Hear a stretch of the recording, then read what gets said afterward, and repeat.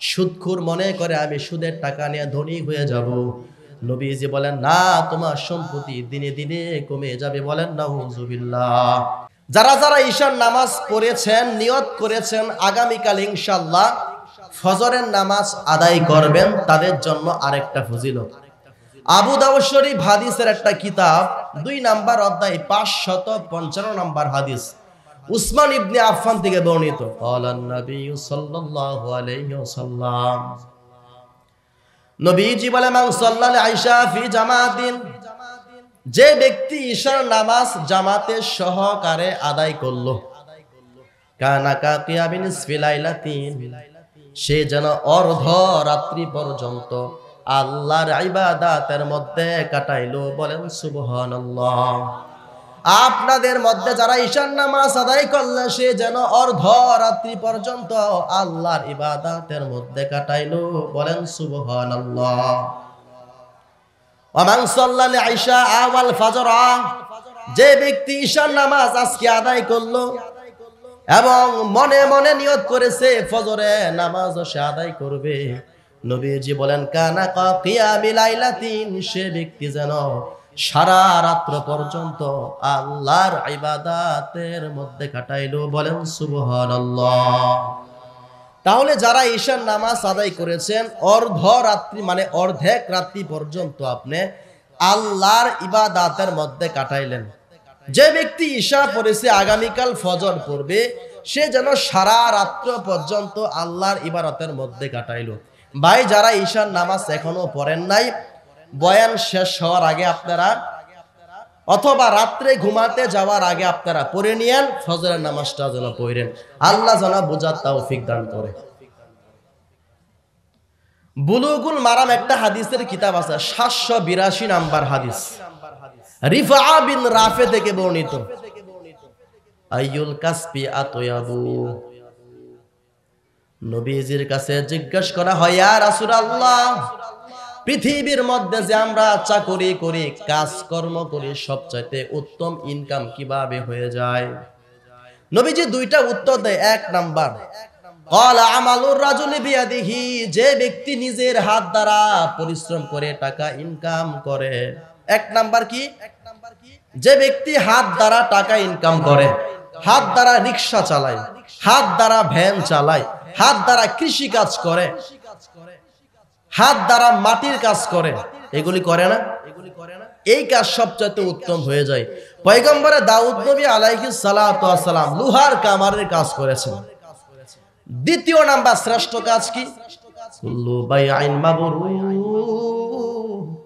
প্রত্যেক হালাল ব্যবসা উত্তম হয়ে যায়। আর যারা হালাল ব্যবসা করেন সেটা উত্তম হয়ে যায়।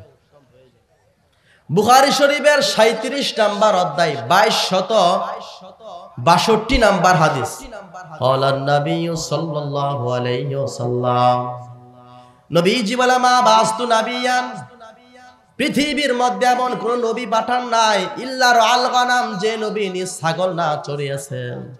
হাদিসের ভাষ্য দ্বারা বোঝা যায় প্রত্যেক পয়গম্বর দুনিয়ার মধ্যে ছাগল পালন করতেন, মানে ছাগল চড়াইতেন।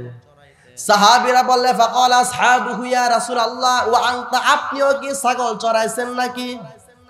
নবীজি বললেন, ক্বালা নাআম, হ্যাঁ আমি ছাগল চড়াইতাম। ক্বালা আরআহা, ক্বালা আলা করারি লি আহলি মক্কাতা, মক্কাবাসীদের ছাগল আমি 2-1 দিরহামের বিনিময়ে ছাগল চড়াইতাম। তাহলে বলেন তো, ছোট থেকে ছোট কাজ, এটাকে তুচ্ছ করা যাবে না। মুচিওয়ালা ভাই যারা মুচির দোকানের মধ্যে থাকে, জুতা পালিশ করে, তাদেরকেও তুচ্ছ করা যাবে না। যারা বাদাম বিক্রি করে, তাদেরকেও তুচ্ছ করা যাবে না। কাজ ছোট থেকে ছোট কাজ হোক, সমস্যা নাই। রিকশাওয়ালা ছেলেদের মন খারাপ, রিকশাওয়ালা ভাইদের মন খারাপ, কারণ তাদেরকে কেউ দাম দেয় না। কথা বলেন, দাম দেয় কাদেরকে? সুদখুররে। কথা বলেন ভাই, কথা জোরে বলতে হবে। সুদখুরের দাম আছে, রিকশাওয়ালা দাম নাই। আপনি বিশ্বাস করেন, এত পরিমাণ সুদ খায় ধনীরা, সুদকে বলে ইন্টারেস্ট, লভ্যাংশ। 2 ঈদের মৌসুমে সে বাড়িতে আসে, রাস্তা দ্বারা যায়, চায়ের দোকানের মধ্যে যখন ধনী সুদখুর যখন বসতে চায়, দোকানওয়ালা বেচারা ছোট একটা চায়ের দোকান দেয়, সে সুন্দর করে তার গায়ে একটা গামছা থাকে, দেখবেন গামছাটা তার চেয়ারটা সুন্দর করে মুইসা দেয়, আর জিজ্ঞেস করে স্যার আপনার ব্যবসা কেমন চলে? বলে মাসে মাসে ভালো, লভ্যাংশ ভালো, ইন্টারেস্ট আমার আসে।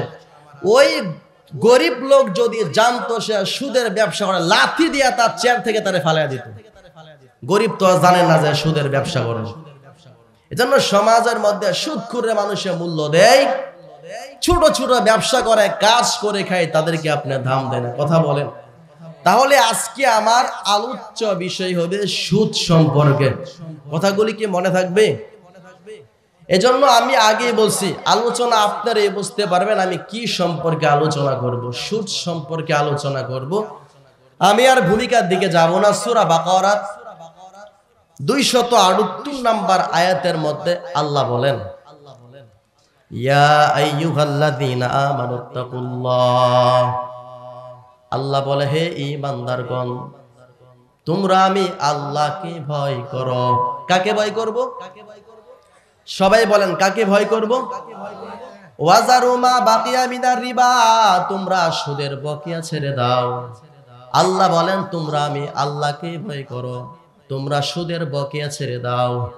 ইন কুনতুম মুমিনিন, যদি তোমরা মুমিন হয়ে থাকো তাহলে তোমরা সুদের বকেয়া ছেড়ে দাও।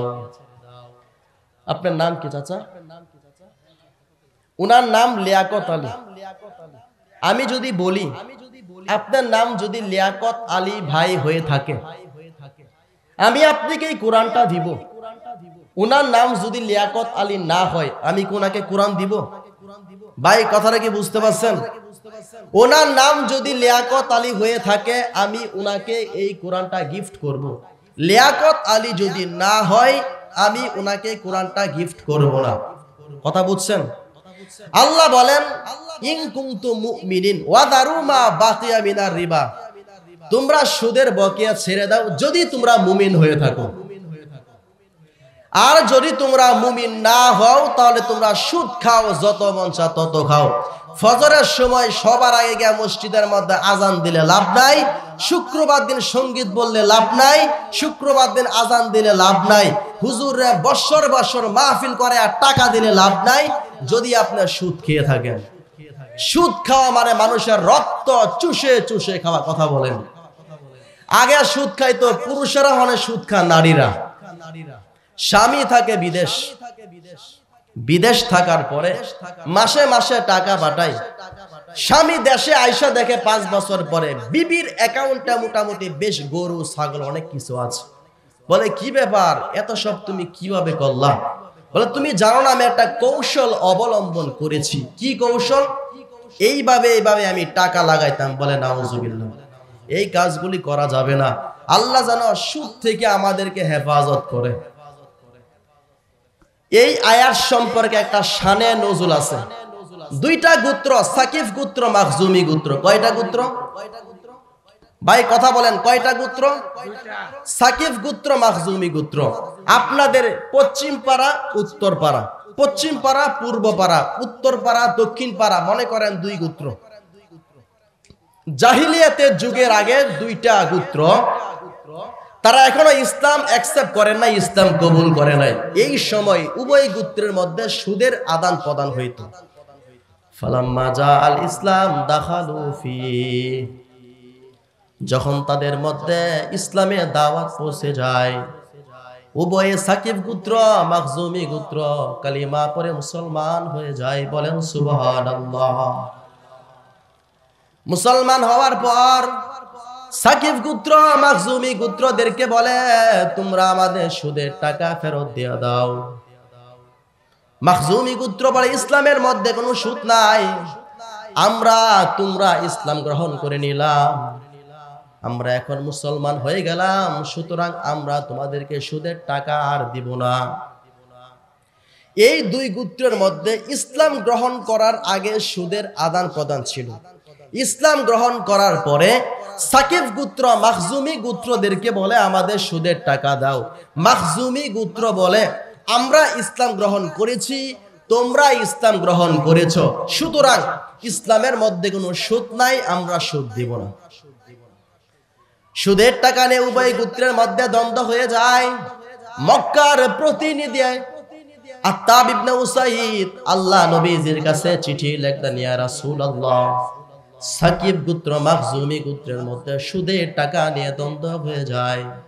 আল্লাহ নবী সাল্লাল্লাহু আলাইহি ওয়াসাল্লাম যখন চিঠি পড়তে আরম্ভ করলেন, এই মুহূর্তে আল্লাহ পাক সূরা বাকারার 278 নম্বর আয়াত নাজিল করে দিলেন। বলেন সুবহানাল্লাহ। আল্লাহ বলে, ইয়া আইয়ুহাল্লাযীনা আমানুত্তাকুল্লাহ, আল্লাহ বলে, হে ঈমানদারগণ, তোমরা আমি আল্লাহকে ভয় করো। ওয়াজারু মা বাকিয়া মিনার রিবা, তোমরা সুদের বকেয়া ছেড়ে দাও। ইন কুনতুম মুমিনিন, যদি তোমরা মুমিন হয়ে থাকো তাহলে তোমরা সুদের বকেয়া ছেড়ে দাও। বলেন নাউযুবিল্লাহ। আমি আপনারা যদি মুসলমান হয়ে থাকি, আমরা আজ থেকে প্রমিস করলাম, ওয়াদাবদ্ধ হয়ে গেলাম, আমরা সুদের বকেয়া ছেড়ে দিব।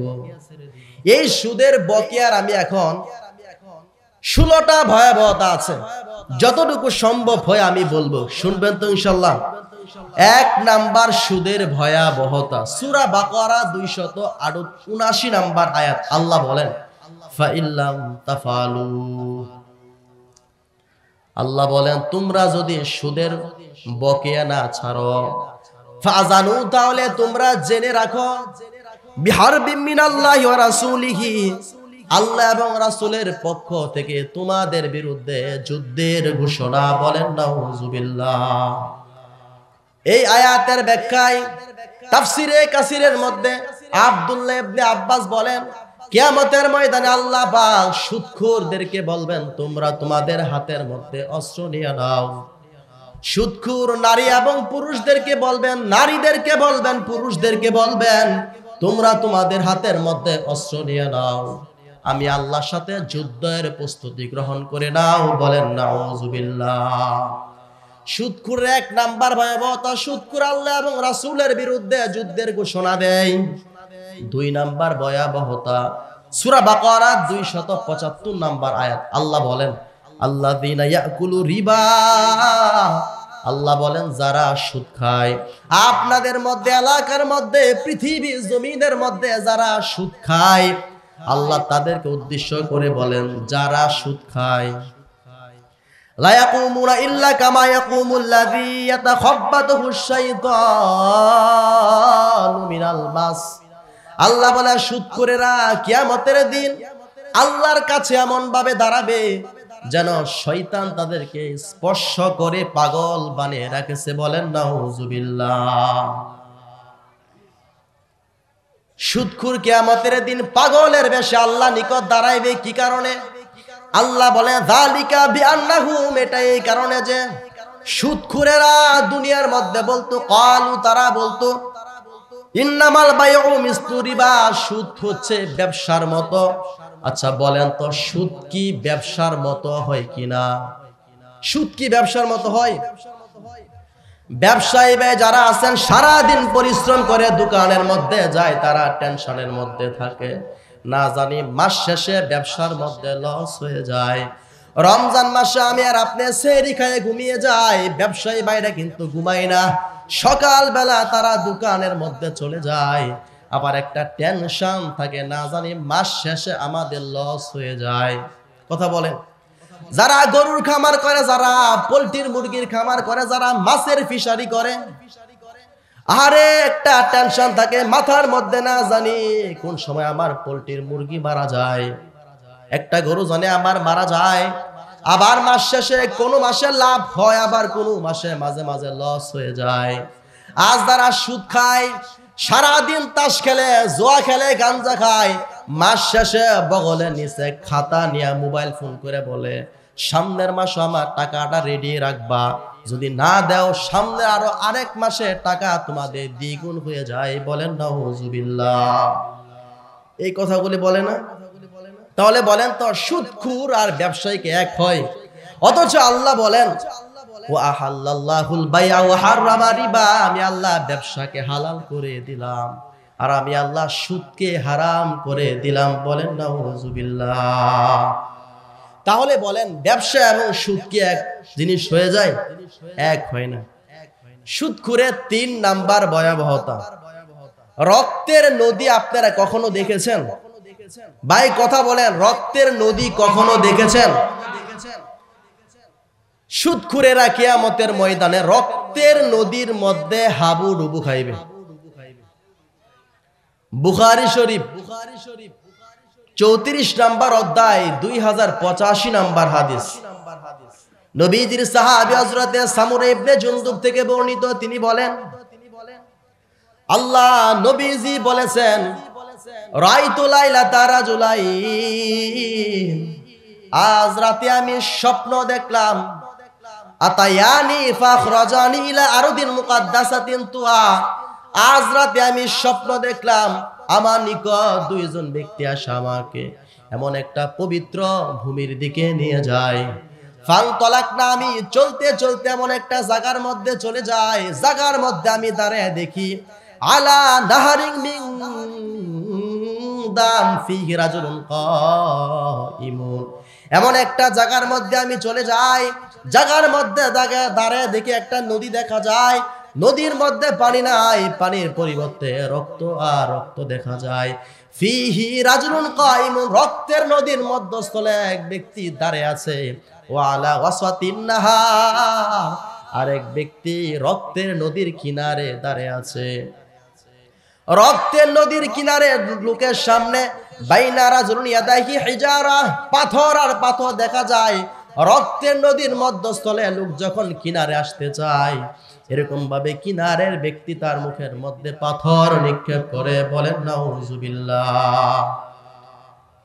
যতবার রক্তের নদীর মধ্যস্থলে লোকটা কিনারে আসতে চায়, ততবার রক্তের কিনারে লোকটা তার রক্তের নদীর মধ্যস্থলে লোকের মুখের মধ্যে পাথর নিক্ষেপ করতে চায়। আমি বললাম ফাকুলতু মান হাউলা ইয়া জিব্রাইল, হে ভাই জিব্রাইল, মানুষগুলি কারা?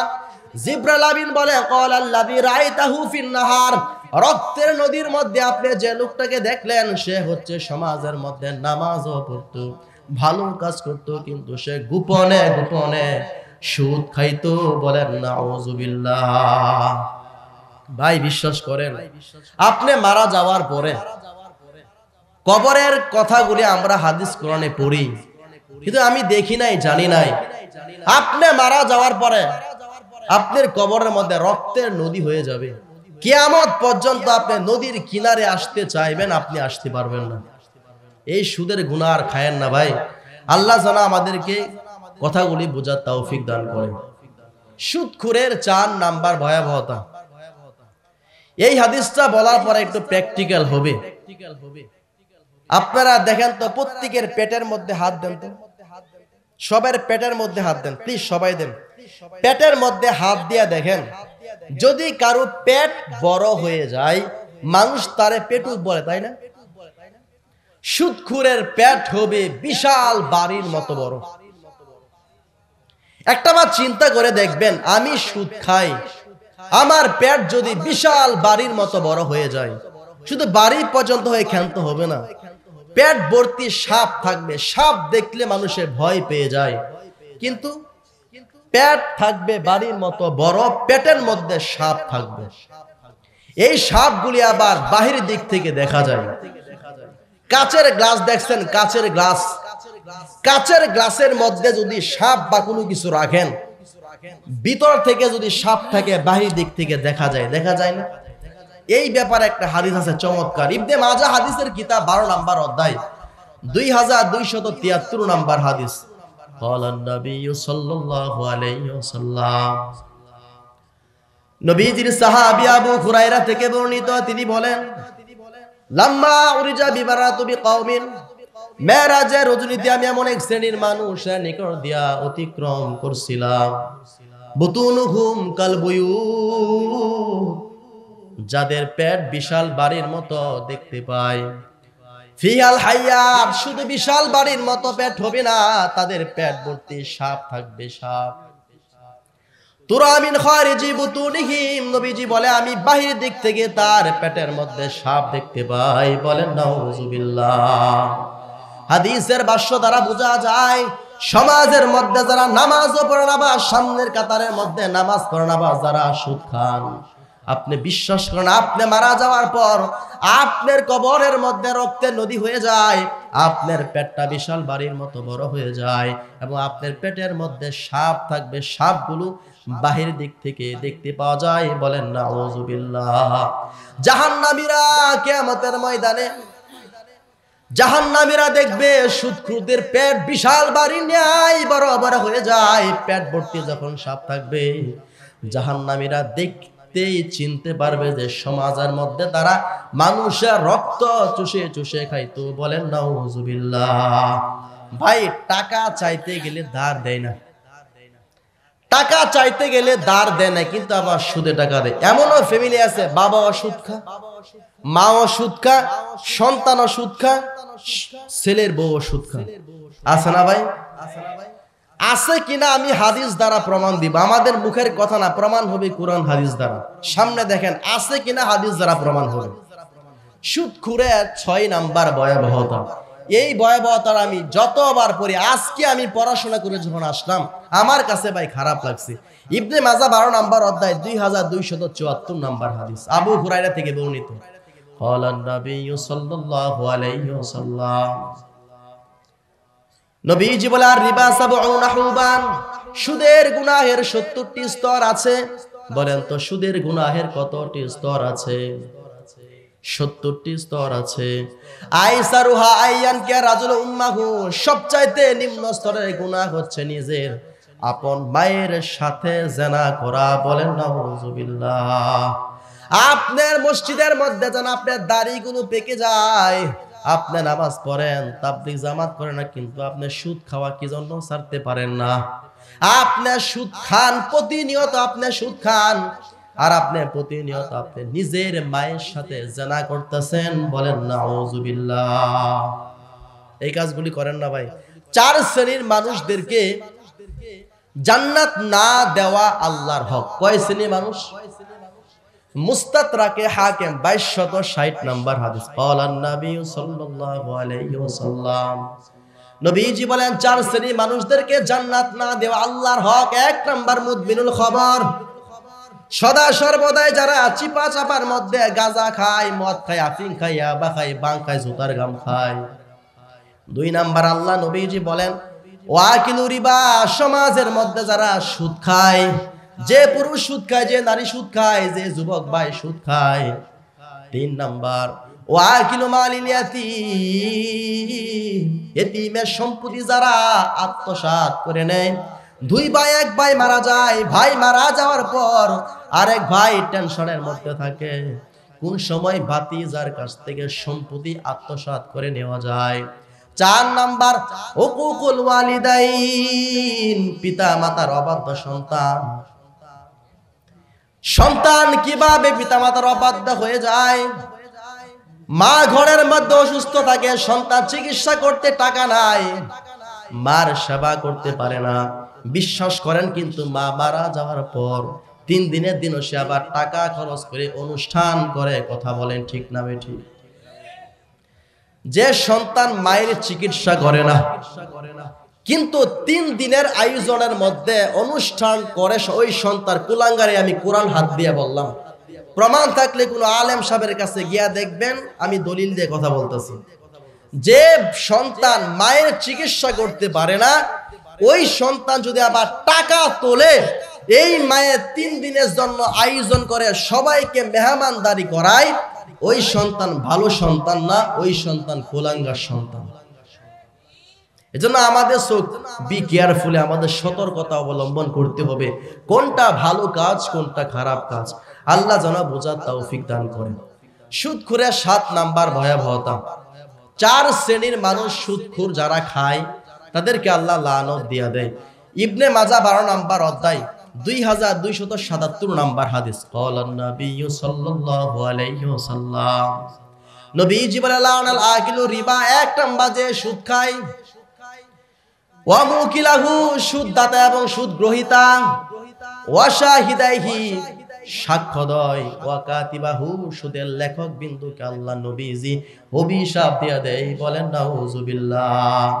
আমি হাদিসটা পড়ি আর মাঝে মাঝে আমি ব্যাখ্যা বিশ্লেষণ দেখি আমার মন চায় সুদখোর কিন্তু যে ব্যক্তি সুদ খায় সে সাক্ষ্য বোধ করবে, যে আবার সুদ দেয় সেও সাক্ষীর আযাব বোধ করবে। কিন্তু যে ব্যক্তি সাক্ষ্য থাকে দেখেন কেমন, আসরে নামাজের পর এক ব্যক্তি অন্য ব্যক্তিকে টাকা ধার দিবে, তার সাথে পরামর্শ করে চলেন আমরা একটা হোটেলের মধ্যে যাই, গিয়া 2 কাপ চা পান করায়, 2টা গরম গরম 2টা সিঙ্গারা কিংবা পেঁয়াজু খাওয়ায়, খাওয়ায়া বলে আপনারে আনছে একটা কথা বলার জন্য। বলে কি কথা? আমি অমুকরে টাকা ধার দিব সে একটা ব্যবসা করার জন্য, কিন্তু আমি সাক্ষ্য খুঁজে পাই না। ভাই আপনি তো আমার কাছের মানুষ, আপনি একটু সাক্ষ্য হয়ে যান। এই কথা বলে যে সে সাক্ষ্য হয়ে যায়, নবীজি বলেন তুমিও তোমার মায়ের সাথে জেনা করো। বলেন নাউজুবিল্লাহ। 200 টাকা দিয়ে সে দলিল লেখায়, দলিল। এই যে সুদের সাক্ষ্য লেখক বিন্দু যে দলিল লেখে, আল্লাহ নবী বলেন তুমিও তোমার মায়ের সাথে জেনা করো। বলেন নাউজুবিল্লাহ। সুদখোর 8 নাম্বার ভয়াবহতা। যারা সমাজের মধ্যে চিন্তা ফিকির করে সুদ, ব্যাংক থেকে লোন নিয়ে মাসে মাসে টাকা দিয়ে সুদ ভিত্তিক লোন নিয়ে, অথবা সমাজ থেকে আমি সুদের টাকা নিয়ে সন্তানকে বিদেশে পাঠাবো, অথবা আমি ব্যবসা বাণিজ্য উন্নতি করব।